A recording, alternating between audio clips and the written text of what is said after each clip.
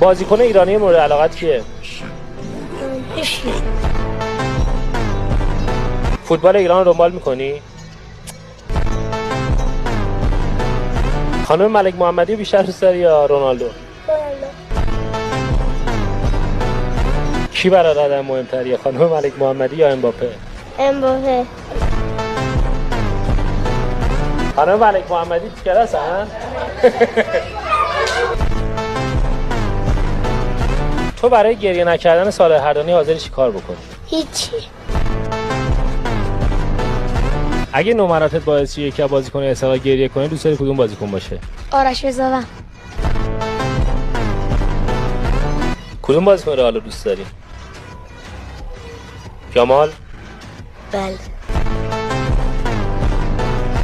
من تو بارسا بازی میکنم. من دفاع بازی میکنم. فکر نکنم.